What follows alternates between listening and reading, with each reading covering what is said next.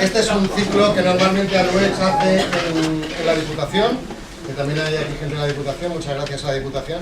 Este lunes lo vamos a hacer aquí, en la biblioteca, y por parte de la biblioteca, pues encantados de recibir a Aluex y a su ciclo de conferencias, a José Luis Simón y a María José Sainz, que es la que va a presentar al ponente. Muchas gracias y bienvenidos a la biblioteca. Bueno, pues muchísimas gracias al director de la biblioteca por acogernos, en la que sí que es cierto es la casa de Aluex durante tantos años, y bueno, pues estamos muy cómodos y muy a gustos también en este escenario. Presidenta de la asociación, Carmen Rosa Martínez, junta directiva de Aluex, José Luis Simón, nuestro conferenciante de hoy. Señoras y señores, muy buenas tardes, bienvenidos a todos a este nuevo escenario en el que celebramos la quinta de las conferencias programadas por Aluex dentro de su ciclo de conferencias La cultura no tiene edad. Como les decía, este es un lugar, la biblioteca pública, en la que Aluex tiene su casa, en la que la asociación se siente muy a gusto y en el que esperamos también puntualmente, en este lunes, se sientan ustedes también muy a gusto y disfruten mucho de la conferencia que se ha preparado desde la asociación con tanto acierto, por cierto. Gracias por moverse del lugar en el que habitualmente estaba, en la Diputación Provincial, y ya adelanto les recuerdo que la próxima semana volvemos allí, ¿vale? Que nadie se despiste, que la próxima semana, el lunes próximo, volvemos a estar en el Salón de Actos de Diputación Provincial de Albacete. Bueno, los que estuvieron la semana pasada allí en Diputación y escucharon la maravillosa conferencia de la directora del Archivo Histórico Provincial de Albacete, bueno, recordarán como al final, en el turno de preguntas, sí que se formuló alguna relacionada con los castillos de Albacete. Bueno, y Elvira de la Rosa, oportunamente, ella pues nos emplazó a la conferencia de hoy para escuchar pues las respuestas que puedan surgir tras la conferencia de José Luis Simón. José Luis Simón nos hablará de los castillos de Albacete como centinelas de las llanuras de esta tierra y nos hará reflexionar sobre este elemento arquitectónico y defensivo desde otros muchos puntos de vista, y no solo del que la mayoría conocemos. Les voy a presentar de manera muy resumida a nuestro conferenciante, a José Luis Simón. Es natural de la tierra, de Almansa, es doctor en Historia por la Universidad de Alicante y premio extraordinario de licenciatura. Es técnico arqueólogo de la Generalitat Valenciana y profesor asociado de la Universidad de Alicante. José Luis Simón ha desarrollado durante más de 3 décadas una labor de investigación en el campo de la arqueología que abarca desde la prehistoria hasta la Edad Media. Lo ha hecho bien en solitario y bien con otros investigadores. Excavaciones, proyectos científicos en yacimientos, castillos, en torres y en territorios que abarcan casi en su totalidad las tierras de Albacete. Sus últimas publicaciones han sido El Castillo de Jumilla, Historia de un centinela, y Ciudades perdidas, ciudades encontradas, El Salto de Alcaraz. Así que permanezcan muy atentos, por favor, no se pierdan esta conferencia, sigan atentamente a José Luis Simón, porque hoy les prometo que, como todos los lunes, pero especialmente, nos vamos a ir a casa no sabiendo una cosa más, sino muchas más. Así que yo creo que es una gran oportunidad para aprender. Muchísimas gracias y José Luis, cuando quiera. Por decisión del ponente le vamos a dejar en penumbra porque es un salón mucho más modesto que el de la Diputación, y entonces o se ve la pantalla o se ve al conferenciante. El conferenciante ha optado porque se vea la pantalla.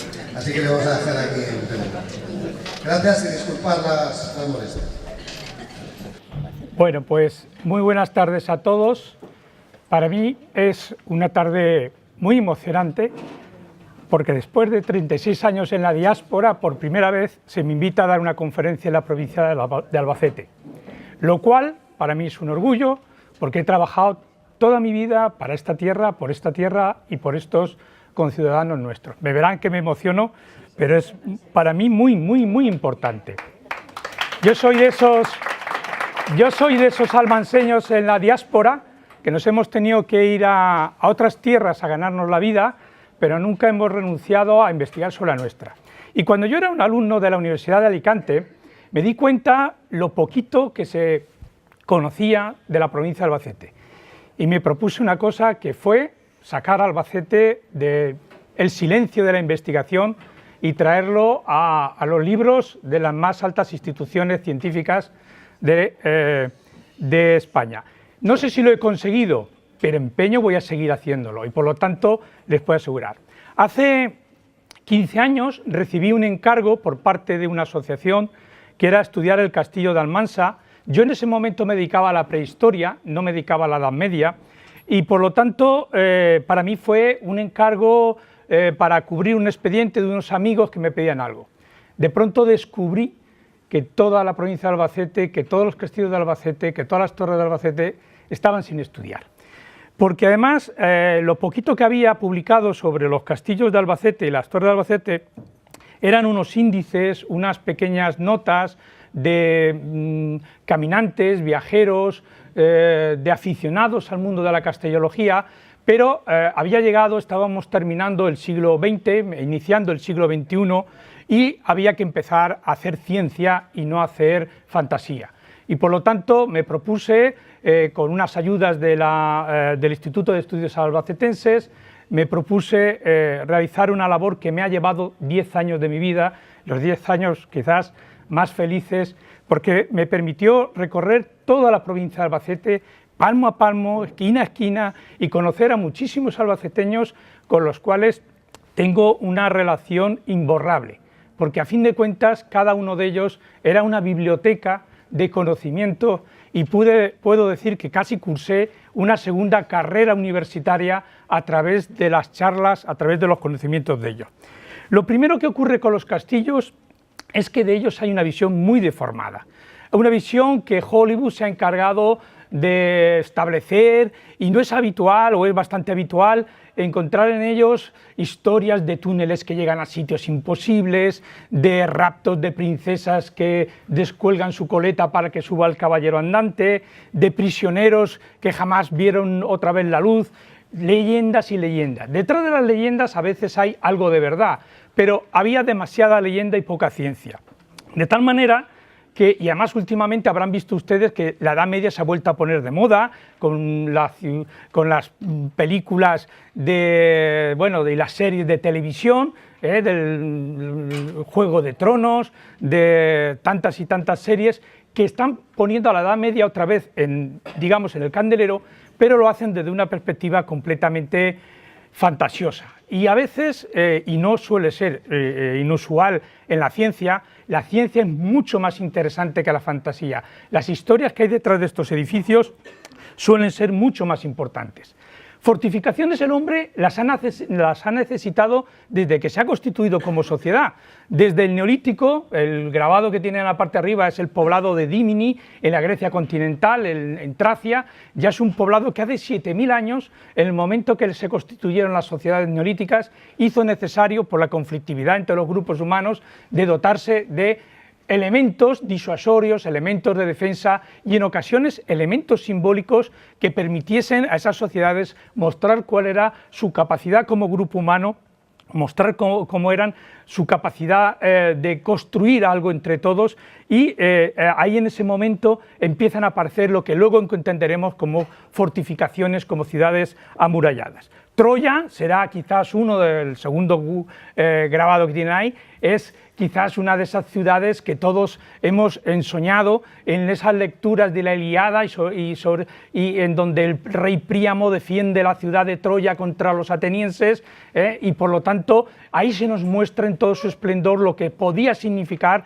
una ciudad amurallada. Era la vida o la muerte y por lo tanto esos esfuerzos estaban ahí. Y ya los romanos conquistaron Hispania con determinada facilidad. Ahí tienen las murallas de Lugo, fortificaron todas aquellas ciudades que hicieron falta para, en primer lugar, conquistar el territorio, en segundo lugar, civilizar ese territorio y, en tercer lugar, constituir las sociedades que casi nosotros somos herederos de ellas. A fin de cuentas, la legislación siempre será distinta, murallas hacia adentro que murallas hacia afuera, marca la ciudad del exterior, marca la ciudad del campo y no es de extrañar que Rómulo se vengase en Remo cuando éste saltó a las murallas ficticias de la ciudad de Roma. Por lo tanto, estudiar los castillos de la Edad Media es hacer un esfuerzo mental muy fuerte, entre otras cosas porque ahí luego cuestiones que normalmente no nos hemos parado a pensar.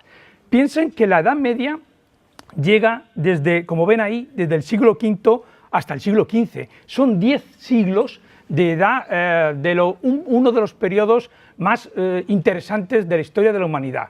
10 siglos es mucho tiempo. En 10 siglos, como ven ahí, que va desde la caída del Imperio Romano de Occidente hasta el descubrimiento de América, pasando por tantos y tantos episodios históricos a lo largo de todo ese periodo. Y si pensamos en la península ibérica, hablar de la Edad Media es hablar del 711, cuando Tarik y Musa pasan el estrecho de Gibraltar con sus tropas en dirección hacia el centro de la península ibérica, en dirección a la capital, hacia Toletum del reino visigodo, y llega hasta 1492, cuando los reyes católicos consiguen aunar el Estado autocrático, consiguen crear el primer Estado moderno de Europa. Somos la nación de Europa con más historia, por encima de cualquier otro ente político, y digamos de alguna manera eso conlleva una dificultad. Son 700 años de Edad Media. Fíjense, si nosotros pusiésemos el día de hoy como el final de la Edad Media, tendríamos que remontarnos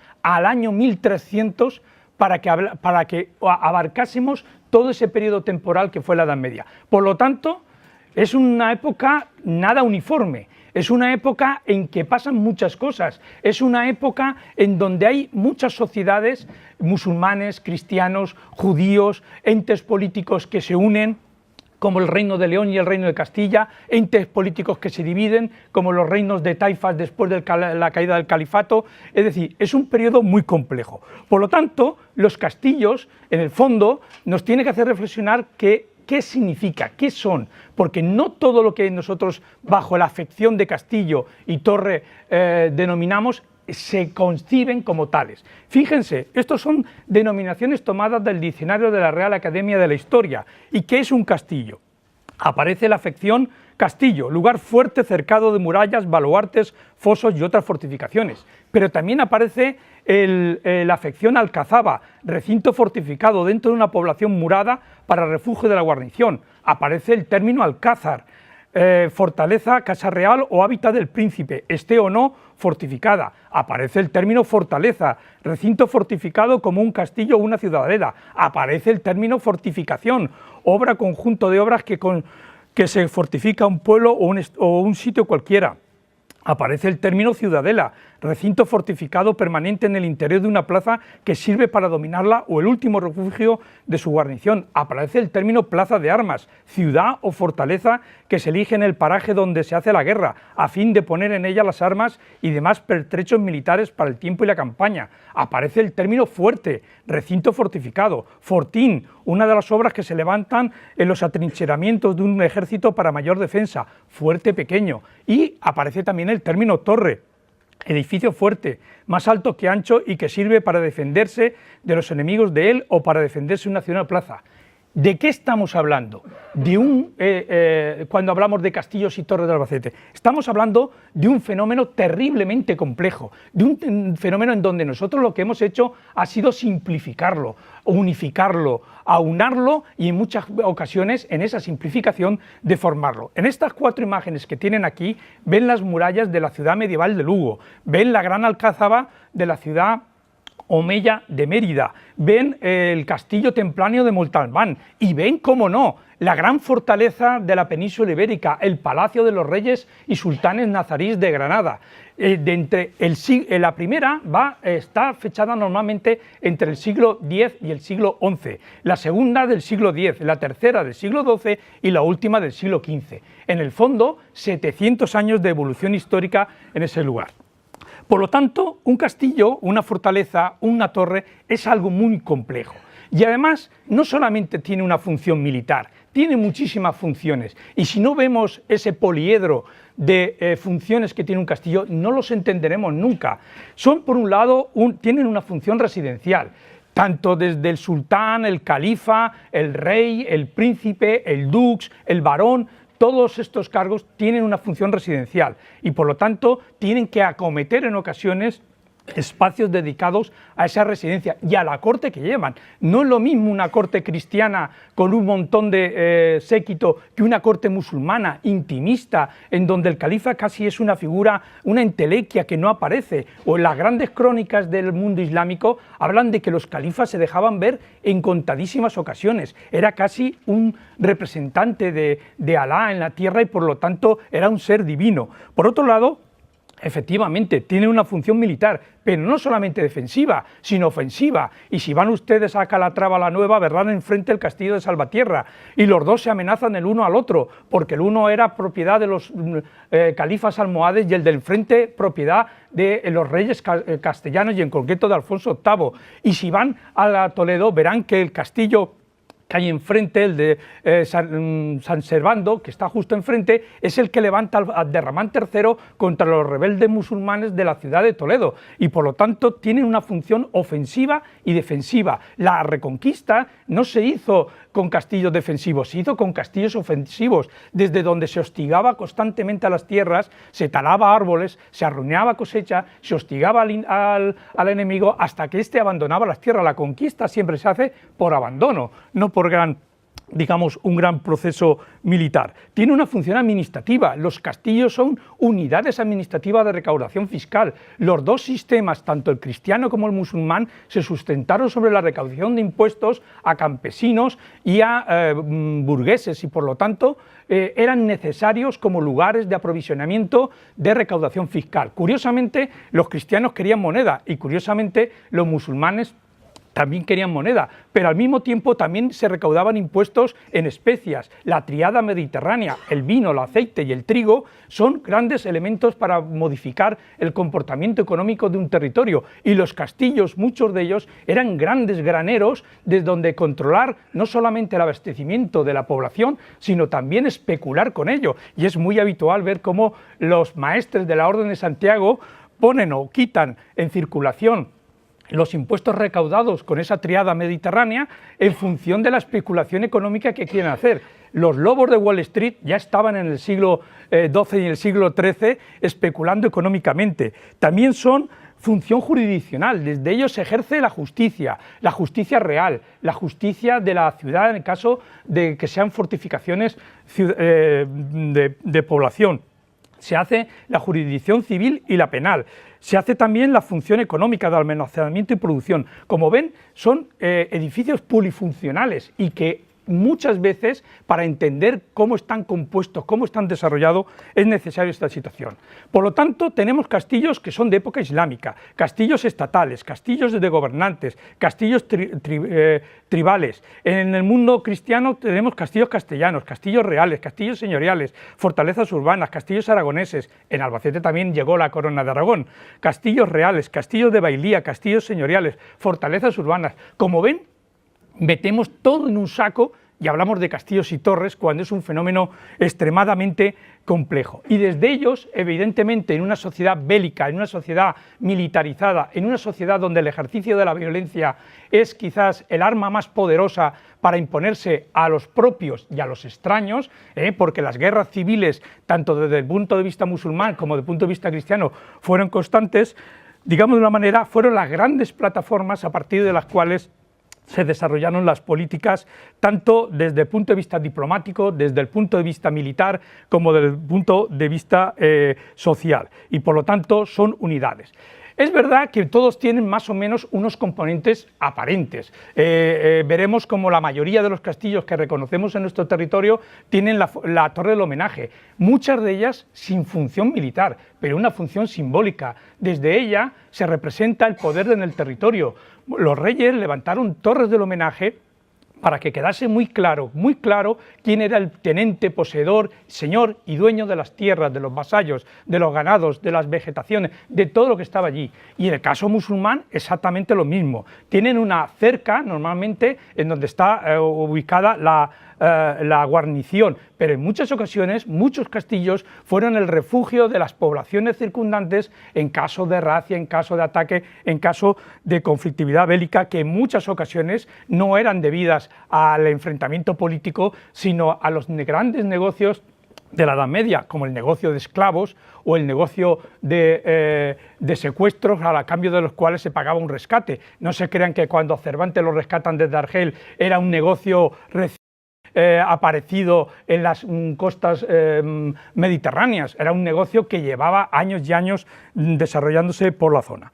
Pero desgraciadamente en muchos de estos castillos nos faltan muchos de los elementos, y cuando hoy en día visitamos un castillo, y los castillos de Albacete no son una excepción, vemos sobre todo la carcasa, vemos el exterior, vemos las lizas exteriores, que normalmente son las que mejor han sobrevivido porque eran las fábricas de mayor envergadura, las fábricas de mayor potencialidad, las que tenían que soportar el envite de las tropas, de la maquinaria de guerra y de todo aquello que se presentase ante sus pies y sus murallas.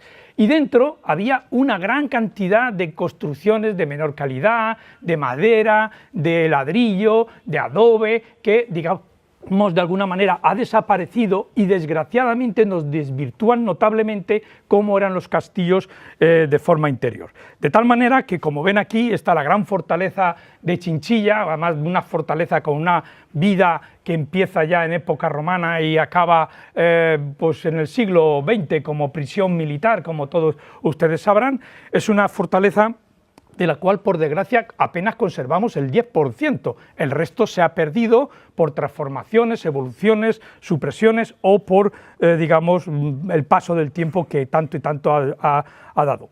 Por lo tanto, cuando yo me planteé, y yo soy, digamos de manera, discípulo de otros que ahora les comentaré, hoy en día lo que vemos, los restos que vemos de los castillos que vemos en la provincia de Albacete, suelen ser la suma, digamos, el compendio de todo lo que ha ocurrido desde el punto de vista histórico, arquitectónico, social y político en estos edificios. De tal manera que muchos de ellos son como una cebolla que tienes que ir separando capa a capa, la fase más reciente, la fase anterior, la anterior, la anterior, la anterior, porque normalmente, como ocurre con nuestros edificios públicos y nuestros edificios privados, están en constante remodelación, en constante reforma, en constante movimiento, de tal manera que, como ven en los distintos colores, cada una de sus partes pertenecen a una época distinta, porque además, como cambian de manos, cambian de función, cambian de necesidades, tienen que ir adaptándose a esa situación. Y en el recorrido histórico que me van a permitir exponerles en la tarde de hoy, pues vamos a ver cómo algunos los vamos a tomar como modelos de determinado momento, pero digamos de alguna manera los tomamos porque son importantes en ese momento, pero lo que nosotros vemos suele ser la suma, el compendio de todo lo que aconteció en ellos. Por lo tanto, no es extraño que para cualquier aproximación al estudio de un edificio, de un castillo, de una fortaleza, ya sea de la provincia de Albacete o fuera de ella, sea necesario, por decirlo de alguna manera, descomponer el edificio en cada una de sus fases y para poder conocer cómo evoluciona, porque, por desgracia, han llegado muy pocos documentos de ellos, normalmente documentos indirectos, documentos muy tardíos, todos del 14, del 15 o bien del 16, y verdaderamente son ellos mismos, es una especie de libro en el cual sus páginas son los propios restos de la construcción, y a través de los materiales constructivos, a través de la poliorcética, de su forma, de sus características, a través de sus modificaciones, podemos ir acercándonos a cuándo, cómo, de qué manera, cuándo dejó de existir y qué circunstancias se dieron en su entorno. De tal manera que es la técnica científica de la arqueología de la arquitectura la que yo he utilizado mayoritariamente para poderme acercar a la historia de estos edificios. Evidentemente, cuando uno se acerca a la historia de estos edificios, no es el primero que lo ha hecho, y sería de poco agradecido el que yo no hiciese mención de al menos 3 personajes o 4 personajes que me antecedieron en el estudio de los castillos de la provincia de Albacete. En primer lugar, quizás por edad, don Leonardo Villena, que fue un ingeniero de telecomunicaciones que una de sus pasiones fue la de los castillos, y como miembro de la Asociación de los Castillos de España siempre llamó la atención de los castillos de la Ribera del Júcar, sobre todo de Alcalá del Júcar, de Jorquera y de Villa de Bes, y digamos de la manera fue el primero en publicar artículos sobre los castillos de Albacete. En segundo lugar, Amador Ruibal, que habrá hecho siempre una labor impagable en la catalogación, inventario de los castillos de muchas de las provincias de Albacete, y el primer librito que llegó a mis manos de los castillos de Albacete es ese que tienen ahí, que digamos de alguna manera venía a hacer un pequeño inventario de lo que él había visto en la provincia de Albacete.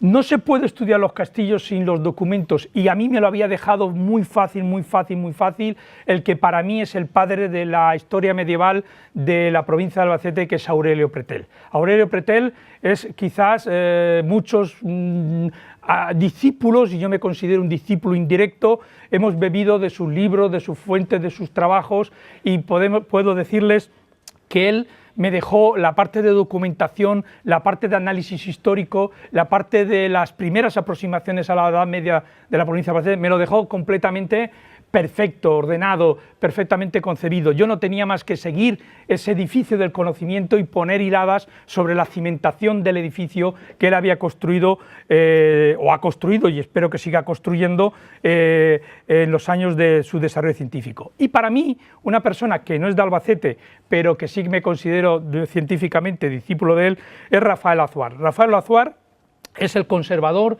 del Museo de Alicante y es el padre de la arqueología castellológica de la provincia de Alicante, de gran parte de la provincia de Murcia, y del cual yo tomé, por decirlo de alguna manera, los métodos, formas, líneas de investigación, y sigue siendo para muchos de nosotros, y para mí en concreto, un referente en sus análisis de los castillos del mundo medieval de la península ibérica, porque lo hizo ya no desde el punto de vista literario, ya no desde el punto de vista romántico, ya no desde el punto de vista digamos habitual como se hacían los castillos, sino desde el punto de vista del método científico, desde el punto de vista de que los castillos son un compendio de historia que hay que afrontarlo con todas las garantías para que, digamos de alguna manera, nos digan la realidad y no nos digan lo que queremos oír de ellos, episodios heroicos, episodios bélicos, sino la realidad de la Edad Media que estaba ahí. Yo cuando me metí en este sarao, pues pensé, sobre todo porque además como me habían encargado el castillo de Almansa, yo pensé que bueno, esto era una faena de aliño, que como a mí me gustan los toros, esto era cuestión de dos muletazos tipo Curro Romero, era darse dos paseitos por la provincia de Albacete y aquello estaba hecho. Los dioses siempre son, digamos, castigan a aquellos que piensan que todo es así de sencillo. Lo que empezó siendo un trabajo para empezar a hablar desde el punto de vista científico de los castillos de Albacete, sobre todo de Almansa, que iba a durar 2 meses, tardó 10 años en poderse concluir, pero ya les digo que ha sido una de las etapas más gratas de mi vida. Aquí tienen algunos de esos documentos previos de principios de siglo, o algunos más anteriores. Arriba lo que tienen es el grabado de Anton van Wingaerden de 1565. Anton van Wingaerden era hoy en día sería un holandés, en su momento era un flamenco, a las órdenes de Felipe II, que iba delante de él, unos meses delante de Felipe II, de las visitas que iba haciendo, dibujándole ciudades para que don Felipe II, cuando estuviese en ellas, en el discurso no gritase aquello de viva El Salvador y estaba en Honduras, sino que, digamos, de alguna manera supiese dónde el rey estaba. Y cuando va en el camino real desde Valencia a Madrid, volviendo a la corte, pasa por Almansa y hace ese grabado de Almansa que es tan importante para nosotros, porque, entre otras cosas, nos demuestra una cosa muy interesante, que el castillo de Almansa tenía más estructuras constructivas de piedras de las que conserva actualmente. Si ven al lado de la torre del homenaje hay 2 torres más que actualmente no se conservan.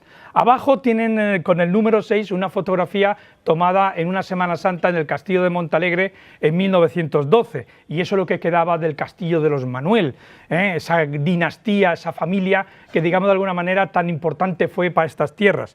Y al otro lado tenemos una fotografía de principios del siglo XX también, del castillo de Alcalá, antes de su restauración y antes de su modificación en los años 70, y que nos permitía conocer el edificio como era. Porque uno de los grandes problemas, y eso no da tiempo en esta charla de hoy, esto de los castillos daría para mucho, ya les puedo asegurar, para mucho. Uno de los problemas que hay, que muchas de las restauraciones que se hacen en los castillos de Albacete después de la Guerra Civil, sobre todo los años 40 y 50 y los años 70, Todas las restauraciones que se hacen sin tomar documentación alguna, sin apenas fotos, sin levantar planos, sin hacer excavaciones arqueológicas, sin hacer nada. De tal manera que en muchas ocasiones la dificultad que teníamos era saber qué obra era antigua y qué obra era moderna, porque no teníamos ningún dato. Estuvimos buceando en el Archivo General de la Administración, en Alcalá de Henares, y era paupérrimo la documentación que en ese momento se hacía de esos castillos. Por lo tanto, estas fotografías que luego el Instituto de Estudios Albacete ha ido recuperando, por decirlo de una manera, para el fondo bibliográfico y fotográfico de la institución, pues han supuesto conocer cómo eran esos edificios con anterioridad. A día de hoy, en la provincia de Albacete tenemos documentados 89 edificios militares que podemos catalogar como fortalezas, alcazabas, castillos y torres en la provincia de Albacete. Todos ellos, como pueden ver, distribuidos por casi la totalidad de la provincia, y una de las primeras cosas que uno cuando ve este plano es, ¿qué plano más raro es? Los castillos no son para defender a la gente, para defender los caminos, para defender los territorios, pues están todos en la zona montañosa, y ahí no hace falta castillos, hay con subirse a uno de esos picos de la Almenara o de estos picos, pues a ver quién era el guapo que iba detrás tuyo. Y curiosamente, fíjense la concentración. Aquello empezaba a ser muy raro, y además, para colmo, la historia medieval de España y la historia, tanto la historia islámica es la historia de Andalucía, y la historia cristiana es la historia de León, Burgos, Albacete, como siempre, en el camino, como siempre, es algo que nos caracteriza, no estaba en los estudios de ningún territorio. Y por lo tanto, este plano, que como ven aquí, dice algo, pero dice poco, había que empezar a desmontarlo, había que empezar a transformarlo para, digamos de alguna manera, entender lo que había pasado en la provincia de Albacete durante esos 700 años y por qué los castillos habían surgido, para qué habían surgido y dónde habían surgido. Porque evidentemente este era un plano que cuando se lo enseño yo a Rafael Azuar en el año 2002, me dice, pues tienes un problema muy gordo, chaval, porque esto no hay quien lo entienda, esto no sigue los patrones habituales de la castellología española en el resto de los territorios hasta ahora conocidos. Había que empezar por el principio, había que empezar por el 711.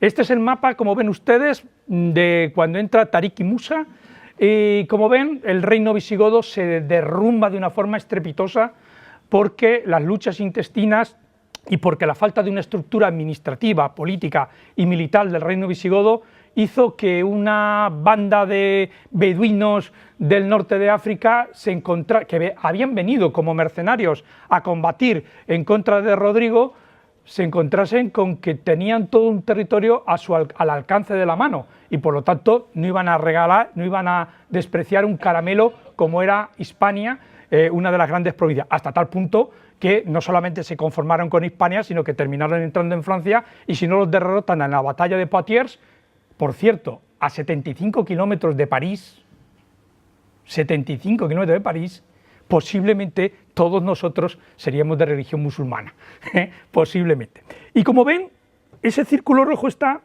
donde está la provincia de Albacete, la nada. Bueno, pues esto habrá que ver qué pasa aquí en el mundo del emirato y en el mundo del califato. Afortunadamente había un documento que es el tratado entre Tarik Musa y el dux, el conde Teodomiro, que es uno de esos dux visigotum de la zona de la Cartaginensis, que pacta con él que él se encarga de mantener el orden y mantener la tributación económica de la provincia de Tudmir al emirato, siempre y cuando él se mantenga como gobernador militar de ese territorio. Y entonces cita una serie de ciudades que van a ser las, digamos, las que van a garantizar el pago económico de ese tributo económico, de ese mantenimiento por parte de Teodomiro como gobernador. Y entre ellas aparece una ciudad citada, Ilum.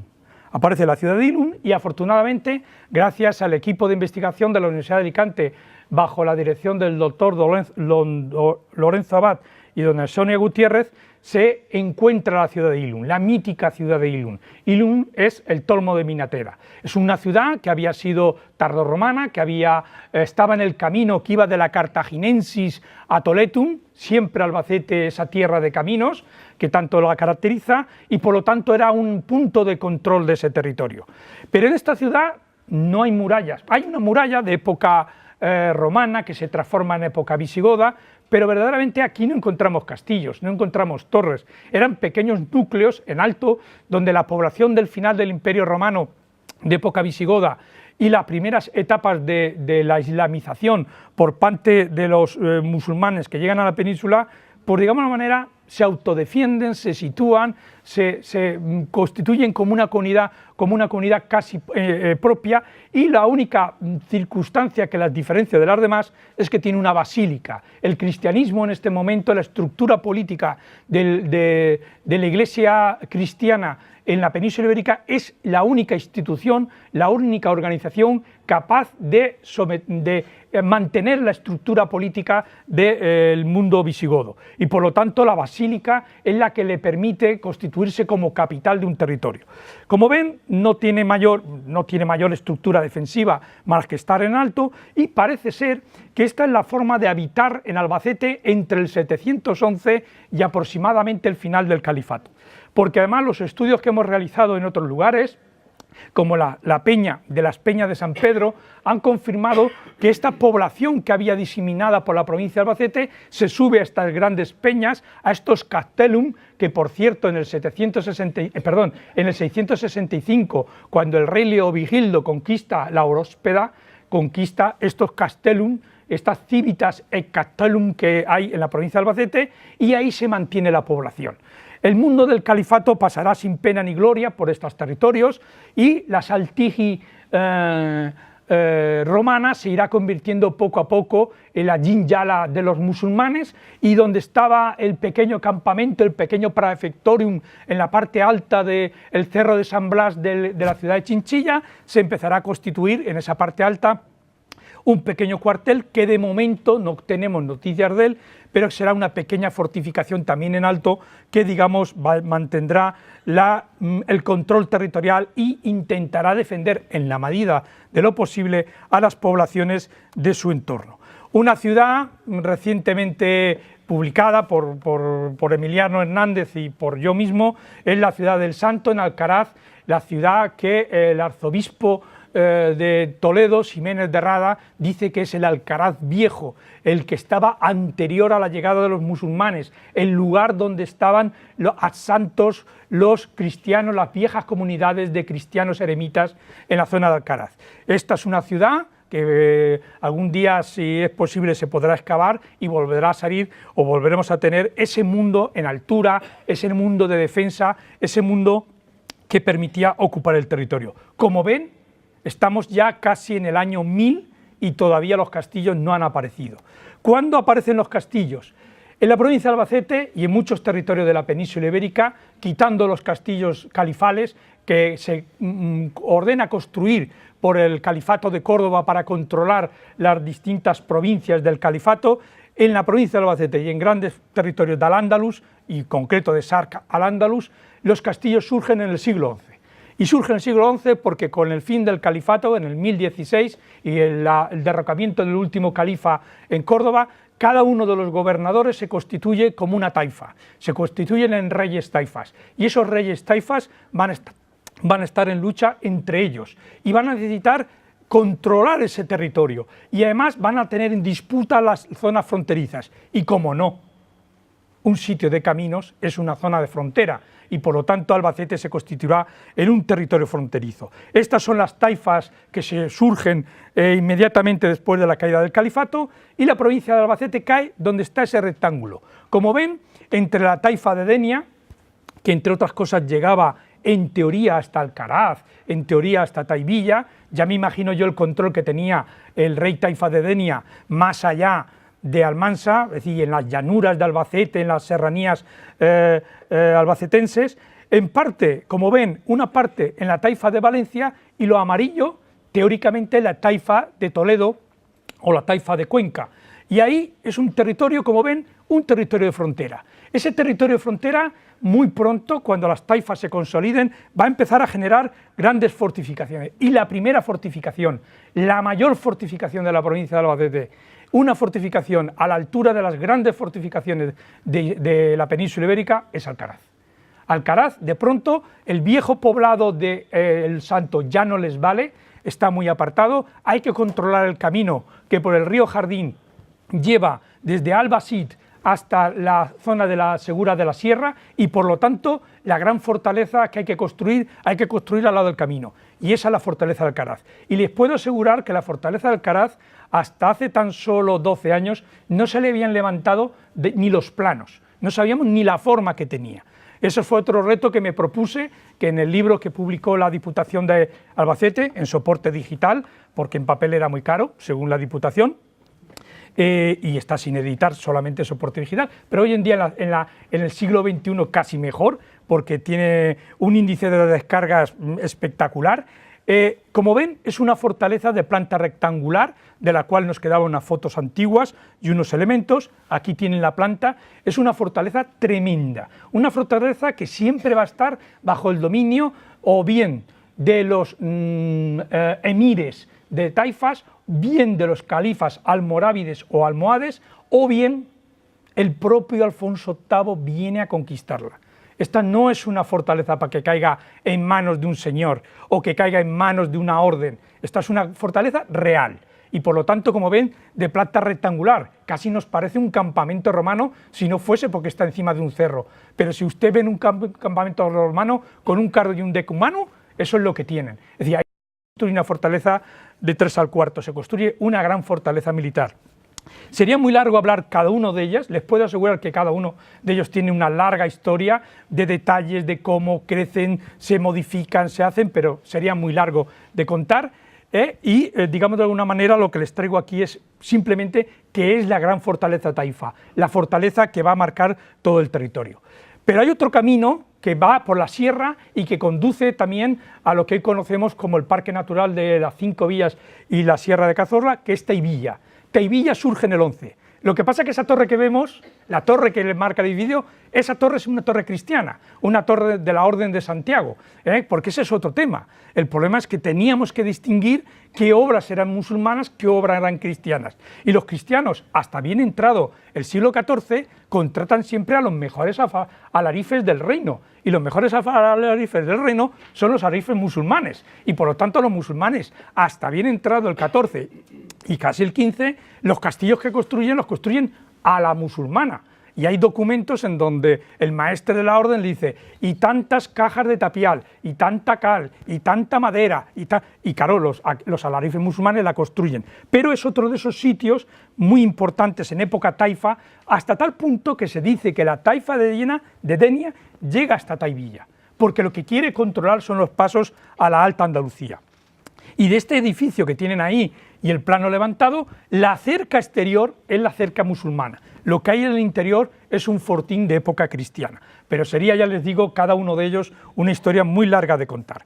Y luego, evidentemente, el señor de la llanura es el castillo de Albacete.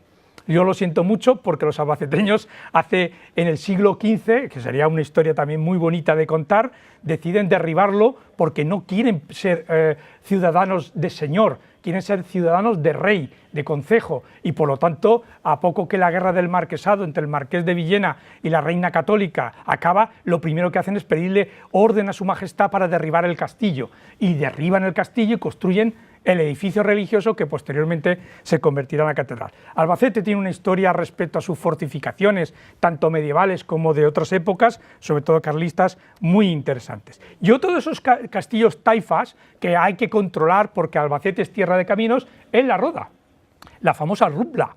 La Roda, donde, digamos de alguna manera, el castillo tiene que controlar mediante una guarnición ese camino que durante tanto tiempo ha funcionado y sigue funcionando, que es la A31, que nos lleva a Madrid, y siempre que vamos por ella, vamos por los viejos caminos. También desapareció como castillo, ya en el siglo XVI se construyó la iglesia.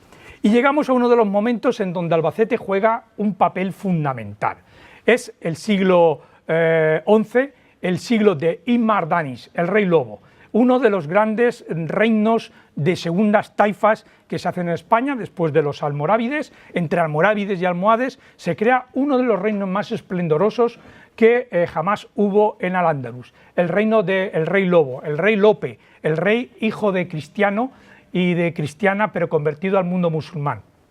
Es el reino de Ibn Mardanis, en donde Murcia se convierte en la gran capital taifa de Al-Ándalus en ese momento, en donde los hijos, los infantes de Alfonso VIII se crían en la taifa de Murcia y Ibn Mardanis es el gran tutor de ellos, para, digamos de alguna manera, que sepan cuáles esos dos mundos que conviven en la península ibérica. Y ahí Albacete juega un papel muy importante. La fortaleza de Socobos, la de Alcaraz, la de Chinchilla van a ser los grandes bastiones del reino musulmán. Cuando cae el reino de Ibn Mardanis, hasta tal punto que cuando todos ustedes y yo, incluido, estudiábamos cuáles eran las provincias de España, Albacete y Murcia siempre iban juntas, porque siempre fueron una unidad política, casi en su totalidad. Y de ese momento, las grandes fortificaciones son Socobos.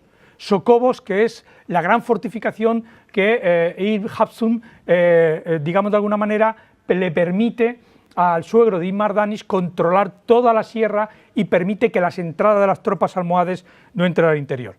Lo más divertido de esta fortaleza, mira que nos ha dado follón esta, mira que nos ha hecho horas y horas y horas y horas hasta que la entendimos. La fortaleza musulmana es las estructuras del centro. No sé si saldrá el puntero, aquí está el puntero. Esto es la estructura musulmana. Está cerca de la Orden de Santiago, porque los santiaguistas, la Orden de Santiago, cuando controla la sierra, necesitan reforzar determinadas fortificaciones. Al final, por las tipologías de fábrica de las construcciones, supimos que la fortaleza del centro es la islámica, la fortaleza del lateral es la cristiana. Por lo tanto, la cerca de abajo es una cerca cristiana y el cogollo de arriba es la fortificación de Socobos. También otra fortificación con un papel determinante, porque controla el camino que va hacia hacia Calasparra y de Calasparra a la ciudad de Murcia, y por lo tanto un camino que había que controlar. Además, una fortificación, digamos, que va evolucionando a lo largo del tiempo. Esa torre octogonal de tipo tapia, pues no he ido enseñando yo esa foto por ahí, por esos universidades de Dios, y a ti qué te parece, y a ti qué te parece, y a ti qué te parece, porque claro, esto en pequeñito, una torre octogonal, la Giralda de Sevilla, o la torre de Espantaperros de Badajoz, pero claro, el problema es que era una torre cristiana hecha por musulmanes. Nos costó mucho entenderla, pero al final pudimos saber de qué época era. Y otro de los grandes castillos que controlan este mundo de Ibn Mardanis es Yeste. Yeste es la gran fortaleza de esa unidad del sur de la provincia de Albacete, de Nerpio y Yeste, que va a constituirse y que, por cierto, será de tal importancia que cuando la Orden de Santiago tome Yeste, la utilizará como cabeza de encomienda y la transformará como cabeza de encomienda, porque claro, no se trata solo de conquistar, sino de imponer simbólicamente a la orden en el territorio, y todos los musulmanes que permanecen en ella tienen que saber quién manda, y para eso hace falta un edificio de prestigio. Y muchas de las reformas que se hacen en estos edificios son edificios para, digamos de alguna manera, prestigiosos.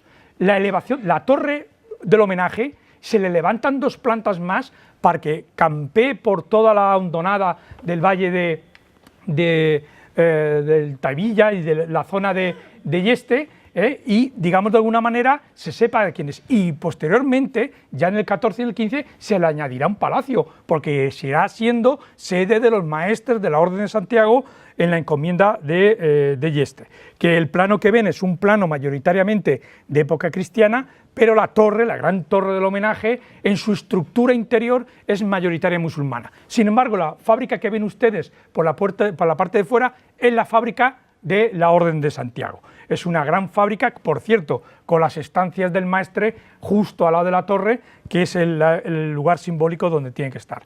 Otros castillos de Ibn Mardanis, el castillo de Ellín, que como ven tengo que echar mano de una fotografía de principio del siglo porque el pobrecito casi ya no queda, se construye un gran aljibe para dar abastecimiento de agua potable a la población y en la parte alta, en la parte central, destruyen gran parte del castillo. Pero fíjense una cosa que es muy interesante, todos estos castillos de época ya de Immardanis y posteriormente almohades están hechos todos con la técnica de tapial. La técnica de tapial es la técnica que traen las dinastías africanas, almorávides y almohades, a la Andalus para construir. Es la técnica del desierto, es esa técnica que ustedes, que si van a Marruecos y se adentran en el Tafilat, se adentran en el Atlas, las van a encontrar, por decirlo de alguna manera. Son esas técnicas que perduran hasta nuestros días, las casbas están hechas de esta manera y que van a ser las construcciones que se pongan. Son lo que yo llamo fortificaciones de low cost. Esto ya estaba inventado, de bajo precio, bajo costo, hechas de barro apisonado, lo único que necesitan es mano de obra y precisamente si hay algo barato en ese momento es la mano de obra. Pero la piedra, la cal, todo eso es carísimo, eso es una barbaridad. Eso no, nada más la cal vale casi más que toda la fortaleza. Entonces serán todas fortalezas de tipo de tapial. Entre ellas, para controlar los caminos, encontrarán el castillo de Sierra, un gran castillo, que por cierto es el castillo, como ven, hechos en tapial, en las cajas de tapial se ve muy bien cómo las van subiendo a través de esa técnica que ha perdurado en la arquitectura popular albaceteña hasta mediados del siglo XX, pues es una técnica que permite construir estos castillos, y el castillo de Sierra es el castillo que, digamos de alguna manera, controla el camino que va a Ontur, a Albatana, hacia Tobarra, para coger la vía principal, que sigue siendo la vía principal de Cartagena a Toledo en esos momentos. Y alrededor se construye una puebla, una pequeña puebla mudéjar, una pequeña puebla musulmana, que con el paso del tiempo será la que le donen al último caid, al último señor militar de Albacete, a su hijo, en compensación por cesión de los derechos y rendimiento y rendirse a las tropas de Alfonso X en ese famoso pacto de Alcaraz que permitirá la conquista pacífica, por decirlo de alguna manera, no hubo resistencia militar, desde ese desmoronamiento del reino udí de Murcia, y que le dan esto. El problema es que le dan la torre y los musulmanes salen corriendo, la población sale corriendo a Granada, por lo tanto un señor sin vasallos la abandonó al año siguiente y ha llegado hasta nuestros días. De esa misma época es la fortaleza de Tobarra, justo al lado del santuario de Nuestra Señora de la Esperanza, y por lo tanto una fortaleza muy similar. El castillo de Riópar también es la época de la gran eclosión de los castillos en la provincia de Albacete. El 90% de los castillos de Albacete es de esta época, entre el siglo XI y el siglo XII, entre el mundo de almorávides y Mardanis, el reino, el segundas taifas de Immardanis, y el mundo almohade. Es la época de construcción. Luego lo que se irán es transformando. Y una cosa que se ve muy bien en Albacete es que la técnica de tapial en época almohada se va transformando hasta alcanzar un punto que, digamos de la manera, costó mucho de entender, que era que sobre todo en los castillos de la sierra, los castillos de la parte meridional de la provincia de Albacete, hay más piedra que tierra, y por lo tanto, aun haciéndolos con la técnica de tapial, con cajones donde se vertía dentro la tierra y se apisonaba, les resultaba más fácil meterlas de piedra, tongada de tierra, tongada de piedra, tongada de tierra, tongada de piedra. Cuando esas fábricas pierden en el lucido exterior, el recubrimiento exterior por la meteorización de los cientos de años que han pasado posteriormente, el tipo de fábrica que tenemos es ese. Y es un tipo de fábrica que parece mampostería, que durante muchísimo tiempo confundió a propios y a extraños. Tanto es así que cuando se publicó el libro sobre castillos y torres de Albacete, yo sabía que por donde me iban a mirar con lupa en los ámbitos científicos era precisamente ahí. De momento no han respirado y ya lleva publicado 6 años, lo cual no debo andar muy desencaminado en el análisis de esas fábricas, porque, digamos de manera, la comunidad científica ha reconocido que se trata de fábricas mayoritariamente de época almohade, pero hechas de otras maneras. Y luego torres en el territorio, que unas tienen una función de vigía, pero esa idea, ya sé que eso le va a decepcionar, pero es que es así. Las torres no están hechas para verse las unas a las otras, para eso están las almenaras. Esa idea que vemos en las películas, sobre todo de la muralla china y otros lugares, en donde se enciende una almenara y por señales de fuego se comunican rápidamente hasta otra parte del imperio, del reino, eso ocurrió en muy pocas ocasiones. ¿Por qué? En primer lugar, una almenara no necesita una construcción. Una almenara es un lugar elevado donde se construye una pila de leña y se hace fuego y se hacen señales. Las torres, yo me acuerdo que cuando recorría las torres de la sierra, estaba todo el rato estirando el cuello a ver dónde estaba la otra, para visualizar las unas con la otra, hasta que descubrí que no se veían. Sí, alguna se ve, evidentemente, pero no es su objetivo principal. El objetivo principal es defender. Estas torres surgen sobre todo ya a finales del siglo XII. Son lo que llamamos, o Rafael Azuar llama, y yo comparto con él, las torres del miedo. Son torres en donde cada aljama, cada alquería, viendo que el poder musulmán se está descomponiendo, se está desapareciendo, el rey de Murcia bastante tiene con sofocar las rebeliones de la propia ciudad de Murcia, cada uno llega a la conclusión que se lo defienden ellos o no los va a defender nadie. Y en esa época no solamente la amenaza viene por parte de las avanzadillas de los ejércitos cristianos, que es uno de los grandes negocios que ustedes encontrarán leyendo el Llibre dels Fets de Jaume I, en donde dice que hacíamos la guerra para encontrar buen botín, no para conquistar, sino era un negocio económico que montaban una algarabía, montaban una especie de expedición para conseguir botín, el propio rey, y los señores no te quiero ni contar. Las aljamas se dan cuenta de eso y empiezan a autoconstruirse pequeñas fortificaciones, pequeñas torres, porque además estas algaradas, estas algarabías son, digamos de alguna manera, de muy pocos caballeros. Además, como se adentran en territorio musulmán, por decirlo de alguna manera, no las tienen todas consigo de no caer en una emboscada, y la documentación está llena de emboscadas de este momento, de tal manera que lo que hacen es dar un golpe de mano y volverse. De tal manera que construyendo estas torres, y esta es la torre de H de Bogarra, la alquería, por lo menos lo que salvan es la vida. Se meten dentro, cierran la torre completamente y oye, que se lleven el ganado, que se lleven las cosechas, pero la vida por lo menos la salvamos. Son las torres del miedo, las torres para defenderse por lo menos de situación. Y en algún caso, alguna aljama, alguna alquería, se plantea hacer algo más grande. ¿Para qué? Y eso está en la documentación escrita, para conseguir pactos de rendición ventajosos, porque el rey, si ve que tiene que emplear mucho ejército, que le cuesta dinero, a la guerra no va nadie por la cara, a la guerra van todos cobrando, desde el primer peón hasta el último caballero, desde el primer ballestero al último lancero, cobran todos, y si no cobran dejan plantar al rey y se vuelven a sus poblaciones, es menos épico y menos heroico de lo que en principio nos pudiera parecer. Consiguen un pacto de rendición en donde, por ejemplo, como en el castillo de Chinchilla o en el castillo de Alcaraz, le respetan la vida, las propiedades, el derecho a llevarse las cosas de valor a donde se marchen a ese momento, o venderlas en un mercadillo que se hace en la puerta del castillo para tener alguna ganancia, y respetarles la vida hasta determinada distancia, lo cual son esas fortalezas del miedo. Haches es una de esas fortalezas del miedo que tanto y tanto van a proliferar por la silla. Y en Caudete, ya en el Alto Vinalopó, aunque el término municipal de Albacete terminó por estas distribuciones administrativas del siglo XIX en la provincia de Albacete, encontramos otra torre, la Torre de Bogarra, que por cierto, Bogarra, la palabra viene de Burj, que es en árabe es torre. Alrededor de ella hay una alquería que efectivamente vuelven a levantar para obtener por lo menos una rendición honorable. 1212 es el momento en donde el fiel de la balanza para la provincia de Albacete empieza a cambiar. Es el momento en donde, después de la batalla de las Navas de Tolosa, 1213 conquista de Alcaraz, se empieza a revertir, por decirlo de una manera, esa territorialidad. Y una de las cosas que siempre se había pensado era que Albacete era un desierto poblacional en la Edad Media. Pero había una cosa que a mí me llamaba la atención.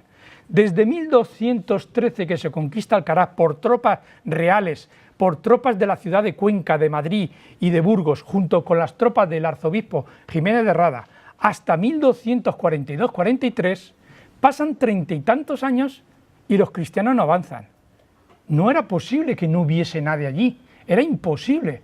30 años sin avanzar, digamos de alguna manera, algo había en medio, efectivamente. Había el alfoz de Chinchilla, y la fortaleza de Chinchilla y los alcaides musulmanes de Chinchilla, que dominaban desde la orilla del Júcar, toda con las fortalezas del Júcar, Bes, Alcalá y Jorquera, dominaban todo lo que es la llanura albaceteña, con Albacete como fortaleza avanzada y Chinchilla como gran medina, de la cual habían en las crónicas musulmanas se habla de varios sabios nacidos en Chinchilla, giraba por toda la sierra y llegaba hasta el interior del reino musulmán udí.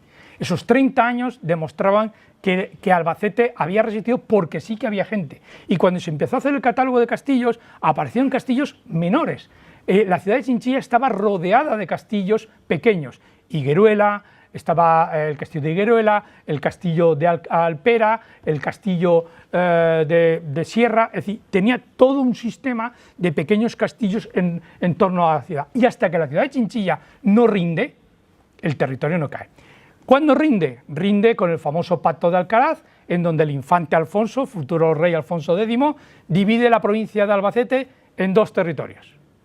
El más problemático para la Orden de Santiago, que esos son mercenarios adiestrados en la guerra y cada vez que entren en la sierra van a subirse todos los moros a la parte de arriba y hay que bajarlos.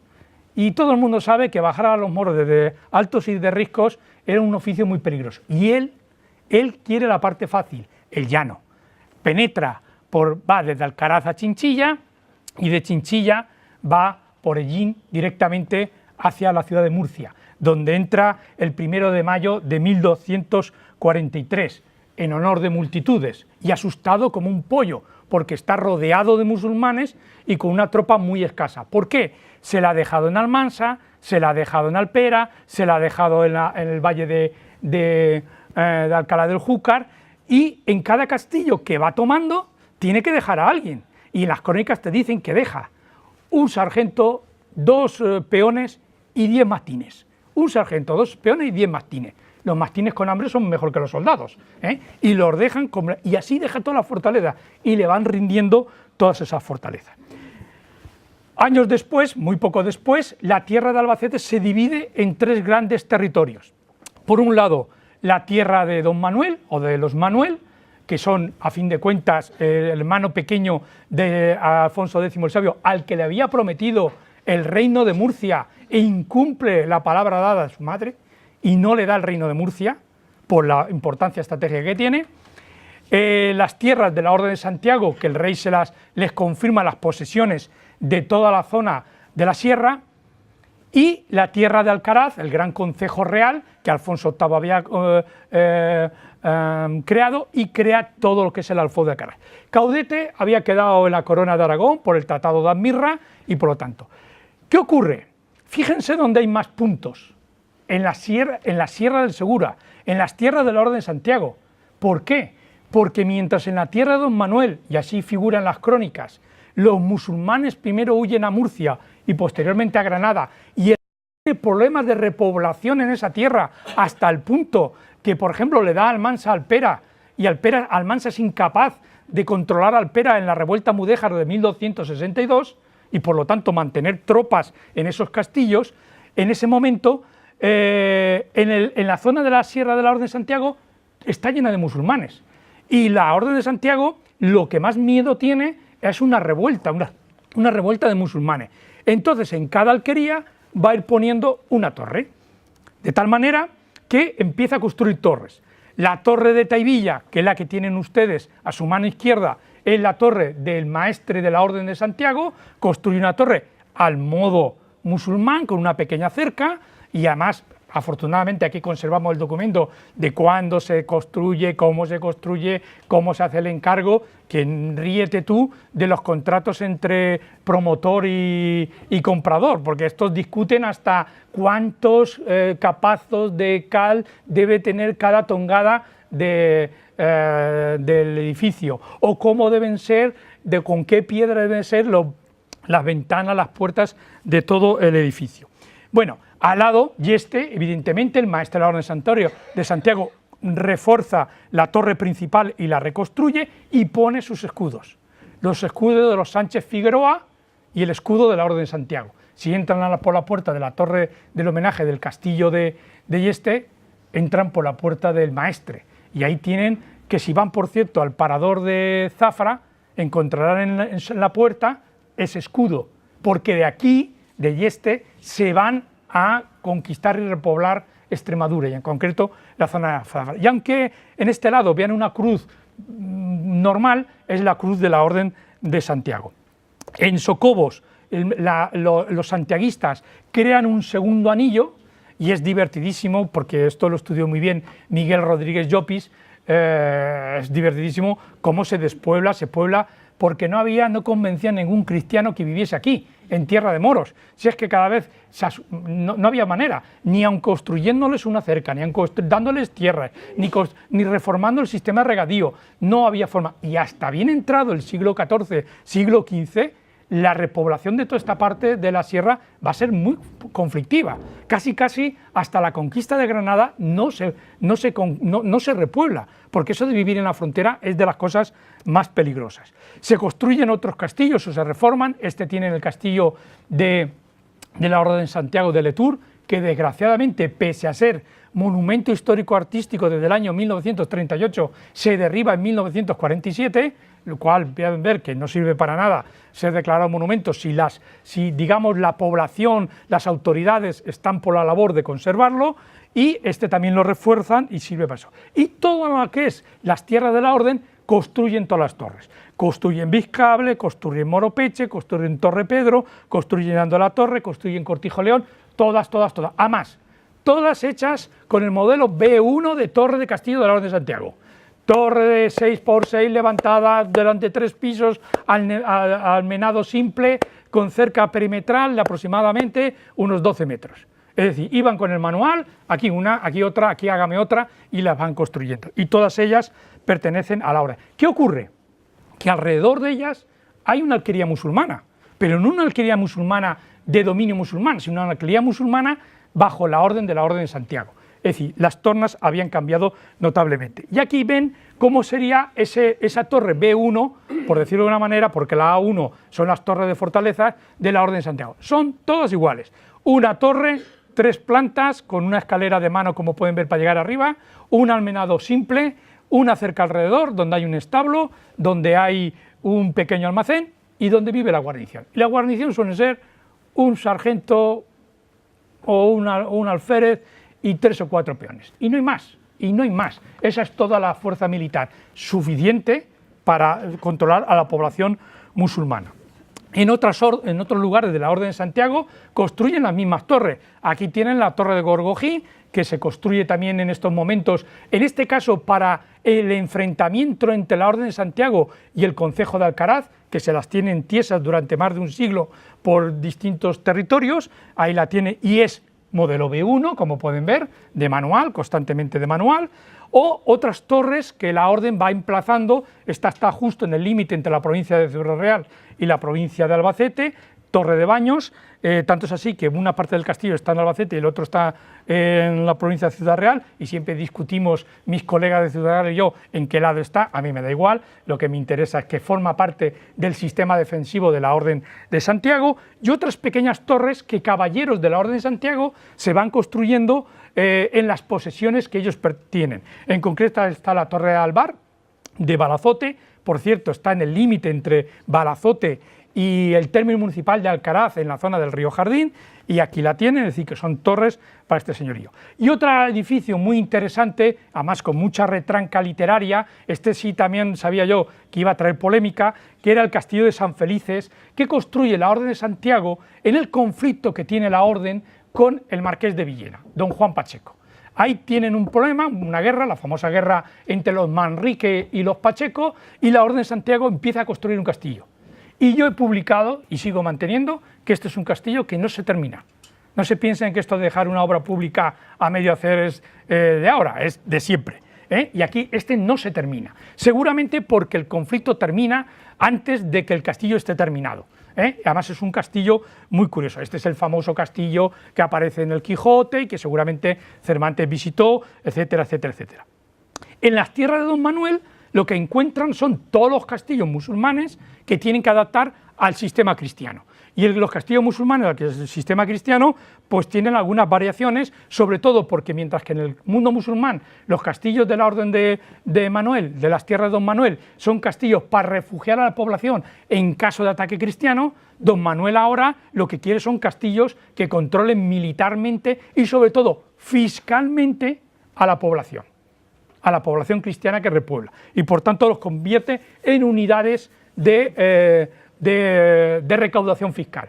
Y don Juan Manuel tiene un hijo bastardo, Sancho Manuel, además un hijo bastardo tipo don Juan de Austria, al cual lo utiliza como jefe militar de sus tropas, porque lo que no quiere es exponer a su primogénito a peligros militares y si quede, como le ocurrió, se quede sin su linaje en el tiempo, es decir, que el linaje continúe. Y utiliza a un hijo bastardo, a Sancho Manuel, como su gran representante militar. ¿Y qué le da? Le da Montalegre. Dentro de las tierras del señorío de los Manuel, le da Montalegre y le construyen un castillo.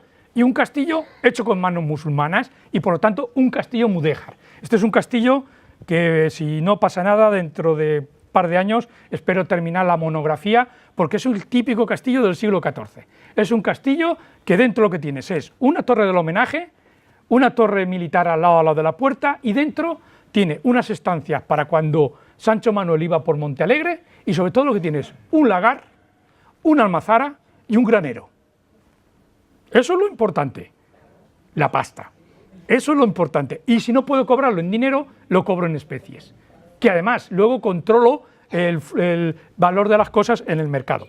Bueno, Almansa será otro de los grandes edificios que los Manuel transformarán. Esta es una fotografía anterior a la restauración, además una de las primeras fotografías de vuelo aéreo en España, y como ven, sería muy largo de contar, este es un edificio, el culpable de todo es este, pero bueno, digamos que los demás ayudan también, en donde los Manuel transforman toda un ala del edificio, que por cierto un ala que no existe y que ahora en la obra de restauración parece ser que la van a restituir, en donde lo transforman como residencia regia. Alpera le ocurre exactamente lo mismo, lo transforma los Manuel para recaudación fiscal y en la Corona de Aragón tenemos el castillo de Caudete, la ínsula del Capdet, como la llaman, hasta bien entrado el siglo XVII. Ellos son como el Rincón de Ademuz, pero en Caudete. Y además los pobres son los primeros que reciben tortazos en la línea fronteriza entre aragoneses y castellanos. No había bronca entre castellanos y aragoneses que los de Caudete no se llevasen todas las tortas del medio, hasta tal punto que en el pacto de paz entre Pedro I de Castilla y Pedro IV de Aragón, le pide Pedro IV de Aragón que le pague la indemnización porque como le ha dejado el castillo de Caudete, que se lo ha dejado hecho unos zorros, y aquel se lo paga. Y gran parte de la liza exterior que nosotros vemos hoy en día es parte de esa indemnización. Y en el siglo, llegamos ya al final, no sé qué tiempo llevaré, ¿qué me queda? ¿Un poquito? 10 minutos, pues hay que correr, esto es que da para otra, porque claro, en el siglo XV llegamos lo que yo les contaba de la Edad Media, meter todo en la Edad Media es un gran error, porque en el siglo XV, ¿qué pasa a partir de 1400? Un poco antes, 1312.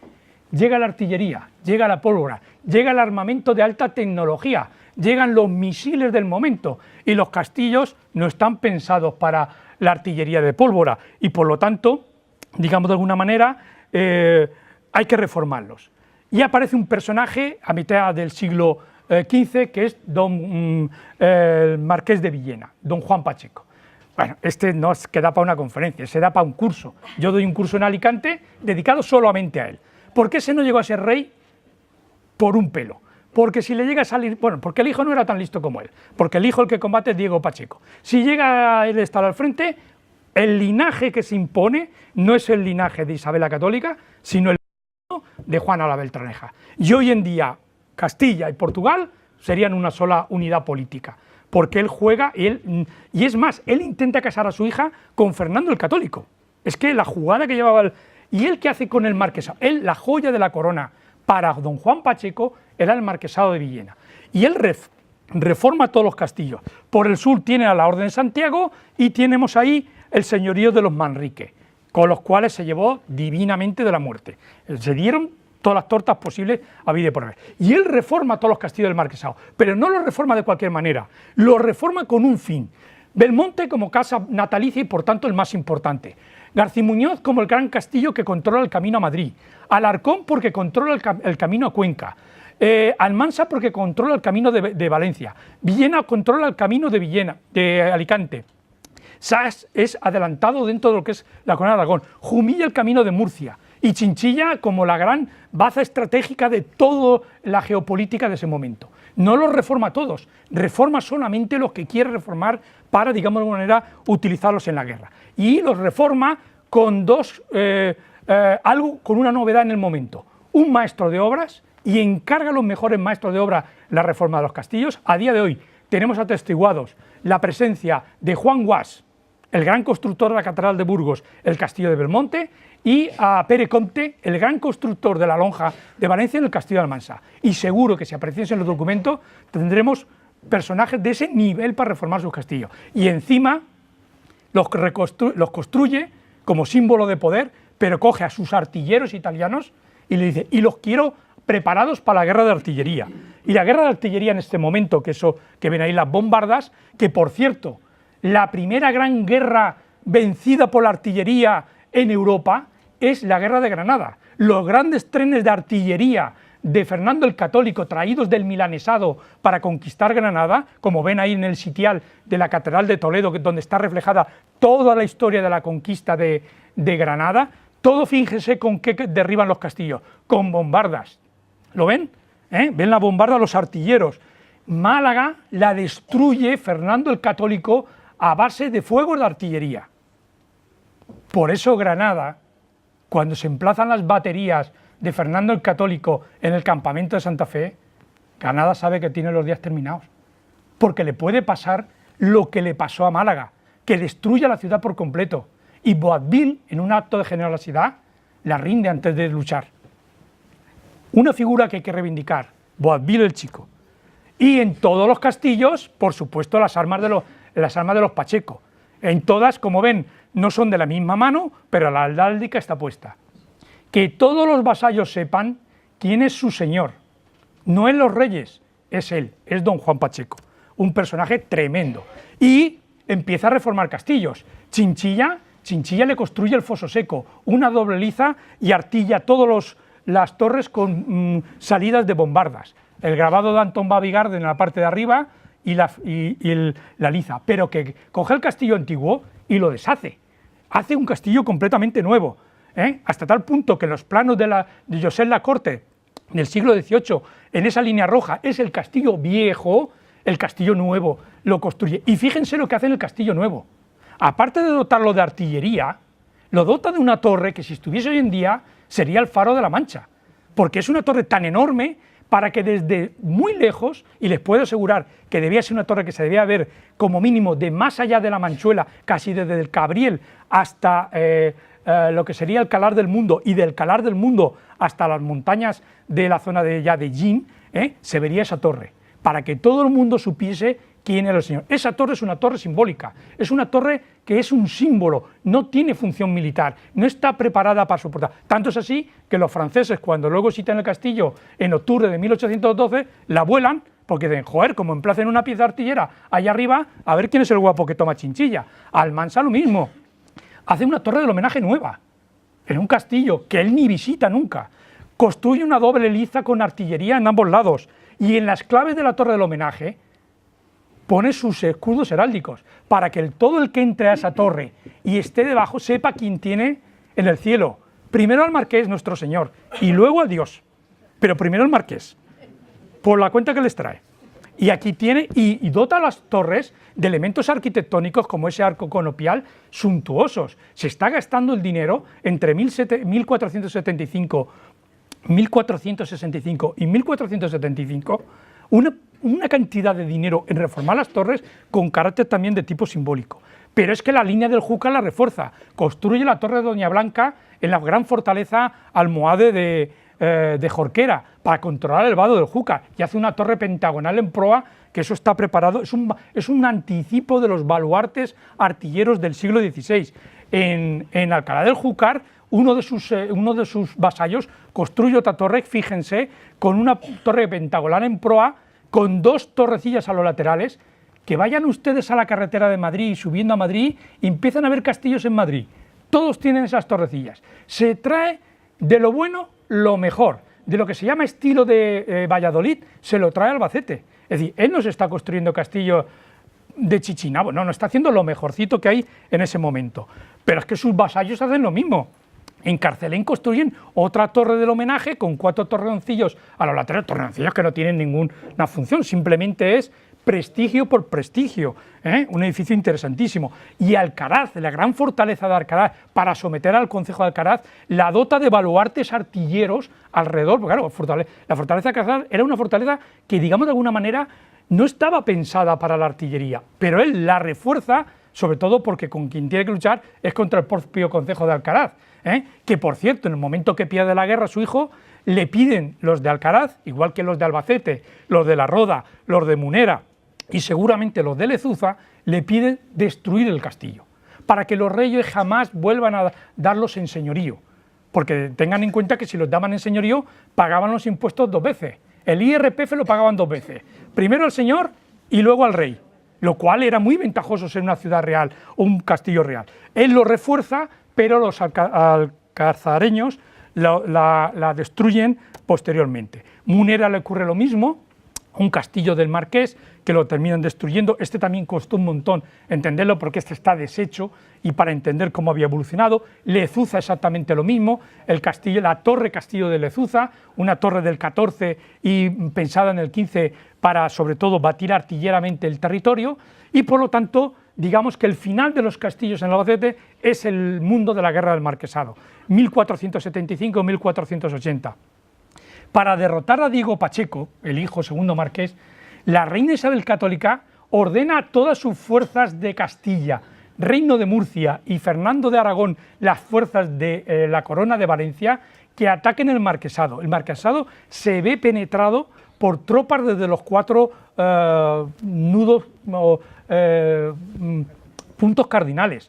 Entra Pedro Maza, baile de las tierras de Elche. Entra Pedro Fajardo, adelantado mayor del Reino de Murcia, Juan Ruiz de Corella, conde de Concintana y gobernador de Valencia, y Gaspar Fabra de Elche. Es decir, entran todos a combatir al marqués. No consiguen rendir ni uno de los castillos del marqués. No consiguen rendir Almansa, no consiguen rendir Chinchilla, no consiguen rendir ninguno de ellos. Pero al final la guerra la pierde y por lo tanto en 1476 Diego Pacheco da la primera capitulación y en la segunda capitulación en Belmonte, del 1 de marzo de 1480, la reina Isabel la Católica dice: sí, te quedas con el título, pero el marquesado es muy importante y los castillos del marquesado más. Son las piezas de un ajedrez que necesito para poder crear un Estado moderno. Y ahí tienen todos los castillos que se queda la reina: Chinchilla, Albacete, Llín, Tobarra, Villena, Almansa, Yecla, Sá, Villanueva de Aljara, Iniesta, Utiel, La Roda, San Clemente, Munera, Lezuza, Villanueva de la Fuente, El Bonillo y Villarrobledo para la reina. Ahí le deja la Manchuela, un poco el Júcar, una tierra muy marginada dentro de lo que es el marquesado y acaba con ella. La mayoría de estos castillos, a partir de ese momento, algunos se convierten en prisión, se van abandonando, la geopolítica está en otro sitio, el miedo del turco es otro lugar, es decir, hay otro sitio. Y la mayoría languidecerán, pertenecerán al Estado o pertenecerán a los señoríos. Tanto es así que cuando llegan los conflictos bélicos del siglo XVIII y siglo XIX, en el siglo XVIII no juega ningún papel. En la batalla de Almansa, el 25 de abril de 1707, el castillo no juega ningún papel. Parece que se utilizó como prisión, igual que el castillo de Villena y algún que otro castillo más, pero no tiene ningún papel. La batalla se produce en el llano, está perfectamente contada porque evidentemente ya se encarga Felipe V de que los cronistas de la época loen la gran victoria que consigue el duque de Berwick, de puñetera casualidad, porque si el marqués de As Minas aguanta un poquito más, aquello había sido un desastre, pero bueno, la historia es la historia y el castillo no juega ningún papel. Pero curiosamente sí que vuelven a jugar un papel en el siglo XIX.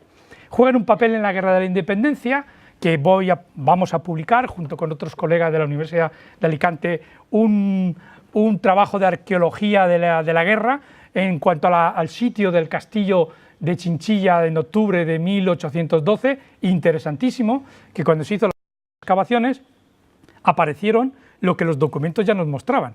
Aparecieron los cañones de la fortaleza de Chinchilla, que los tienen en la parte de abajo, y aquí hay 2 en Chinchilla, 2 que se encontraron en el foso que está en el Museo de Albacete, otro que está en el castillo de Alcalá del Júcar, que se lo regaló el constructor de Chinchilla a Alcalá del Júcar, y van por ahí apareciendo. Y hemos estudiado cómo el ejército español, que tengan en cuenta que había dejado, Carlos IV había dejado que las tropas napoleónicas hubiesen invadido España, el ejército español se encuentra con que tiene al enemigo dentro.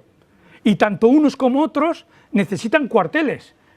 Que los cuarteles oficiales los tienen los franceses. ¿Qué hacen las tropas españolas? Utilizar los viejos castillos como cuarteles. Y los 2 castillos que en ese momento sirven como cuartel para las tropas españolas son Chinchilla, que lo tienen aquí, que por cierto hemos hasta estudiado el ángulo de tiro de todos los cañones para saber qué batían, y fíjense cómo lo que van batiendo es todo el Cerro San Blas, el Cerro San Cristóbal y el Camino de Valencia hasta la parte de abajo. Toda la parte que viene Albacete les da igual porque hay un cortado enorme, y lo transforman en el castillo. Lo dejan, como dice en la crónica, a barbeta. Le quitan las almenas para poder meter las piezas artilleras. Y lo más divertido, que en el foso del castillo, cuando se excavó, se encontraron la granada de mano que se tiraban las tropas españolas y las tropas francesas los unos a los otros, que por cierto hacían una carnicería tremenda. Se recuperaron estas granadas sin explotar, hemos estudiado, como diría Roger Kipling, pero esto es otra historia para otra conferencia, ¿eh?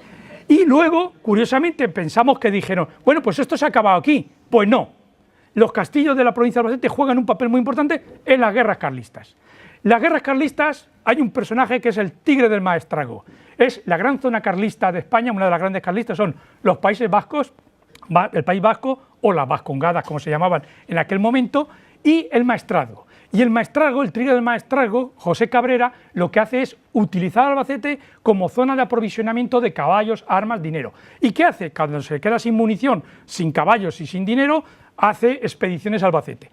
¿Quién va a parar esas cabalgadas de José Cabrera? Los castillos del Júcar, controlando los vados, Jorquera, Alcalá y Bes, el castillo de Chinchilla, donde se refugia la Diputación Provincial, porque el ayuntamiento no se atreve, porque el litigio entre Albacete y Chinchilla por la segregación de Albacete todavía coleaba, y el ayuntamiento de Albacete se va al castillo de Peñas de San Pedro.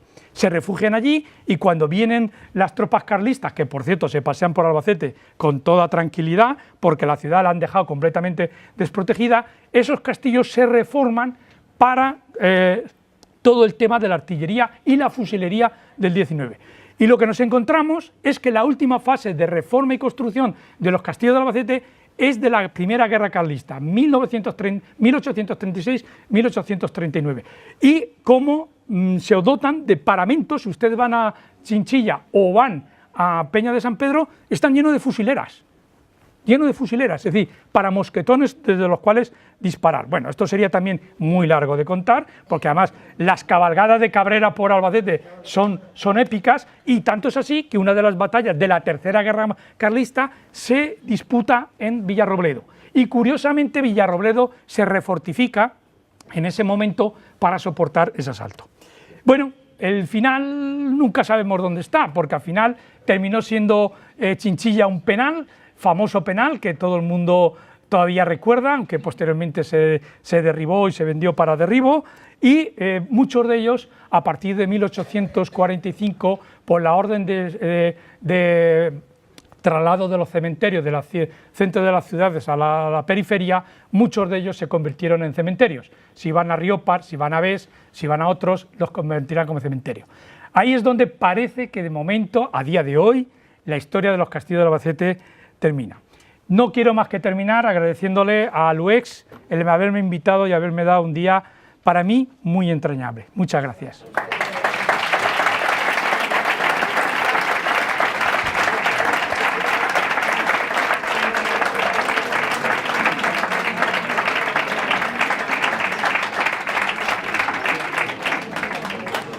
Hola, sí funciona. Bueno, pues sí, muchísimas gracias a José Luis Simón, enhorabuena muchas felicidades por esta conferencia, ¿verdad? Ha sido maravillosa y además se nota que le pone pasión y yo creo que así nos la ha transmitido a todos. Se abre ahora, un punto de silencio, por favor, se abre ahora un turno de preguntas. Si alguien quiere formular alguna pregunta, yo me iré acercando como siempre con el micrófono. ¿El micrófono? Nada, es que así lo escucha todo.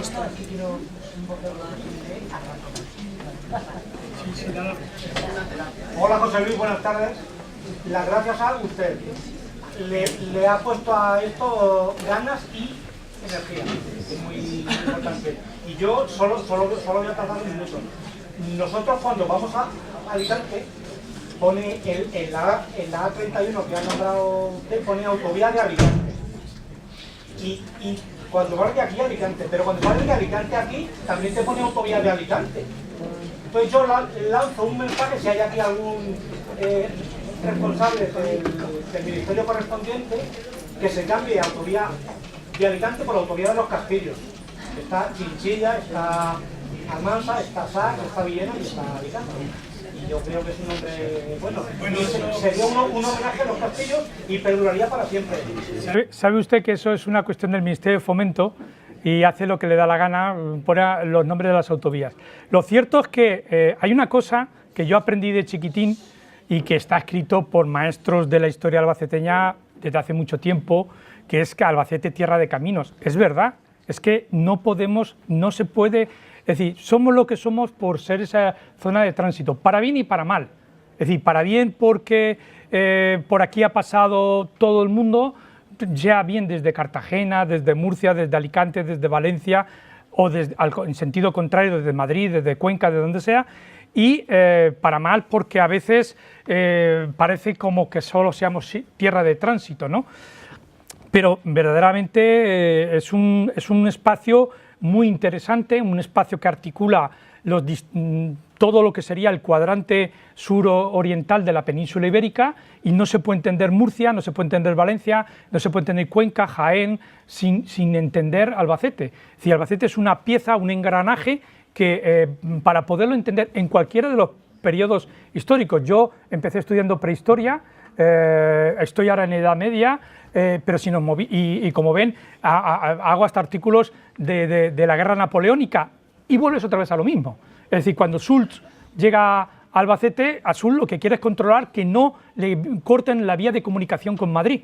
Entonces, eso, vamos a ver, eso lo explica todo de forma general. Luego tienes que ir a lo particular, ¿no? El Cabriel es una cosa, el Júcar es otra, la Sierra es otra, la Manchuela es otra, pero, digamos de una manera, sí, y porque Albacete se llevó su castillo por delante, y porque la Roda también lo hizo, y algún que otro castillo más que hay por ahí. Pero vamos, es una tierra, vamos a ver, yo, no por decirlo yo, pero desde luego este libro, Castillos y Fortalezas de Albacete, Castillos y Torres de Albacete, bueno, pues a día de hoy está en las mejores bibliotecas de España, y yo no he recibido más que buenas críticas. Me gustaría, creo que tiene todavía más que trabajar, esto se hizo como se dice por aquí, con palos y cañicas, pero bueno, se hizo una labor, y vamos, y además lo que ha sorprendido mucho es que los que estudiaban mucho el Islam, o el Al-Ándalus, no entendían Albacete, y los que estudiaban mucho el mundo cristiano, Burgos, la zona de León, Burgos, Ávila, Segovia, Albacete tampoco lo entendían, claro, se quedaba. Y luego, otro problema de nuestra comunidad autónoma es que Toledo marca mucho. Entonces Albacete como que quedaba en un lado, ¿no? Cuenca aún le llega algo, Ciudad Real, pero Albacete quedaba en un lado. Es decir, y se ha desvelado como que no. Albacete tiene una dinámica histórica espectacular, y cada uno de estos castillos, porque no entramos a desgranarlos uno a uno, pero son verdaderas bibliotecas históricas, porque además en sus restos quedan las huellas de todos los procesos históricos que aquí han pasado, que son muchos. Y ojo, todo esto sin excavar en ninguno, o casi en ninguno. Es decir, cuando aquí se excave, por ejemplo, Chinchilla o Peñas de San Pedro o Alcaraz, bueno, yo daría varios dedos de mi mano izquierda por poder tener la financiación de excavar en Alcaraz. Alcaraz es la gran... Vamos a ver, hay un artículo que tengo publicado que si tiene los parabienes de Aurelio Pretel, y parece que los tiene, lo cual para mí ya es mucho, ¿dónde están los edificios palaciegos que habla la crónica cuando Alfonso X se aloja en el Pacto de Alcaraz? ¿Dónde están los palacios que dice donde se aloja la reina María de Molina en el siglo XIV en sus conflictos con el reino, con los Fajardo? Están allí dentro, están en ese recinto. ¿Por qué Santa María la Mayor está dentro del recinto? Es decir, Alcaraz es, bueno, eso está a la altura de un Mérida, de la Cazaba de Mérida o de la Cazaba, es un gran edificio. Chinchilla, lo mismo. Y hay otros más, es decir, son una verdadera biblioteca que hay que cuidarla muy bien, porque a veces algunos alcaldes y algunos políticos, por quererlos arreglar, los terminan destruyendo. Es decir, si no se hace con todos los medios necesarios, digamos, que hoy en día el siglo XXI requiere, puedes terminar destruyéndolos. Y no, ya ha pasado en varios casos. Son una maravilla. Y esto es simplemente ordenar la información, ¿eh? A partir de ahora da para más. Y si tengo salud, voy a seguir trabajando, porque esto es mi segunda tesis doctoral. La primera fue sobre otro tema, esta es mi segunda, y pienso seguir trabajando en esto porque hay un campo enorme. Yo tuve una suerte, me encontré una provincia para mí solo. Y encima era la mía. Lo cual le puedo asegurar que en muy pocas ocasiones un investigador se encuentra con algo tan para ti solo, ¿no? Sí, es una maravilla. Doblemente afortunado. Sí, sí. ¿Alguna pregunta más? ¿Alguna cuestión más? Se ha hecho largo esto. Hay alguna mano, pero... Está bien, entonces al escucho. Villarrobledo, Castillo, ¿sí? Castillo. No. Villarrobledo no tiene castillo. Villarrobledo solamente se fortifica en la Tercera Guerra Carlista. Las murallas que... De tierra de la Tercera Guerra Carlista. Villarrobledo no tuvo nunca castillo porque Villarrobledo cuando surge como la unión de dos aldeas. Entonces no tiene castillo. Villarrobledo nunca tuvo. Una torre donde No. se encuentra la iglesia y demás. Nada. Salvo que la arqueología es como Alborea. Yo daría lo que fuese por poder excavar en la torre, en el campanario de Alborea, porque teóricamente Alborea, ahí debe haber una torre, porque además hasta el propio nombre Al-Burg, la torre, y encima está en una colina, pero claro, está el campanario. Villarrobledo yo creo que no, pero no, a ver, no con los datos que tenemos hoy en día. Los dioses son caprichosos, ¿eh? Basta que diga yo que no, para que... La diosa Fortuna, a la cual le tengo mucha devoción, es terrible. Bueno, pues si hay alguna pregunta y si no, muchísimas gracias. ¿Alguna cuestión más?